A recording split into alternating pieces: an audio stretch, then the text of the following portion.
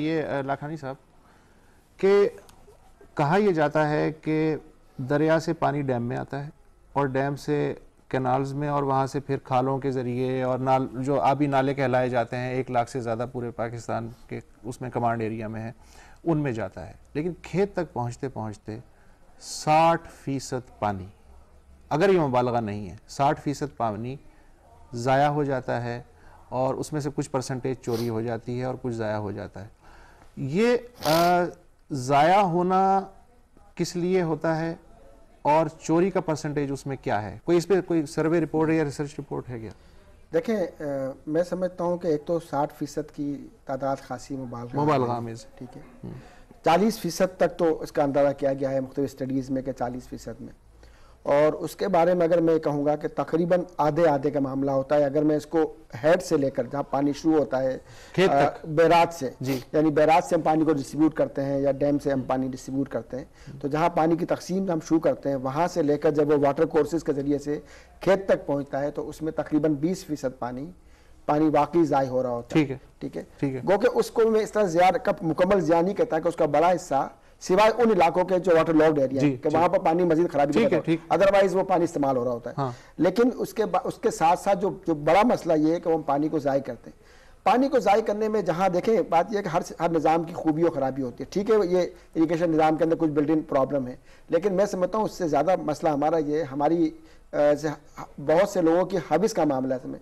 हम ये चाहते हैं कि पानी बाज़ हमारी फसल को उतने पानी की जरूरत नहीं होती। नहीं, अच्छा, ज्यादा पानी अगर मैं आपसे 2 लफ्जों में जानना चाहूं कि जो 40% पानी जाया हो रहा है उसमें से चोरी कितने परसेंट हो रहा है? और जमीन आधा 50% उसमें से आधा जा रहा है। 20% जाया हो रहा है, 20% जो है। जहांजेब न्याजी साहब हैं फैसलाबाद से। जनाब अस्सलाम वालेकुम सर। वालेकुम सलाम सर, मैं पंजाब इरिगेशन अथॉरिटी से मतलब यहाँ पे एम्प्लॉई हूँ। जी। तो अभी मैं लाखानी साहब की गुफ्तगू सुन रहा था। प्रॉब्लम सर ये है कि मतलब इन्होंने बड़ी खूबसूरत सी बात की है कि जनाब ग्लेशियर्स के हवाले से जो भी हवाला दिया है, लेकिन मैं ये आई थिंक पूरा आपने इंट्रोडक्शन नहीं किया। ये लगता है कि ये सिंध से मतलब सिंध से बिलोंग करते हैं लाखानी साहब। जी। बड़े मतलब टेक्नोक्रेटिक तरीके से इन्होंने मतलब अपनी बात पहुंचाई है। बात यह है सर कि कालाबाग डैम पे ये लोग खुल के क्यों नहीं बात करते? कालाबाग डैम हमारे पास एक बहुत बड़ा सोर्स ऑफ वाटर भी है और सोर्स ऑफ हाइड्रो मतलब जो है हमें बिजली मुहैया हो सकती है। तो सर इतना पानी वेस्टेज होता है, हमारे पास ग्लेशियर्स आ रहा है, सारा कुछ आ रहा है, हम वाटर लॉगिंग की बात कर रहे हैं, पानी को बेस्ट यूटिलाइजेशन की बात करते हैं।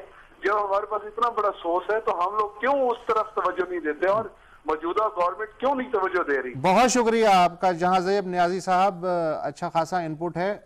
कालाबाग डैम जहां तक मैं समझ पाया हूं अब तो एक माजी का किस्सा तकरीबन हो गया और उसी के मुतबादिल के तौर पे भाषा डैम बन रहा है और उसमें गुंजाइश के बारे में बात हो सकती है कि अब भी इंडस रिवर सिस्टम में इतने बड़े डैम्स की गुंजाइश है। एक वक्फा लेते हैं, उसके बाद इसी मौजू पे आते हैं।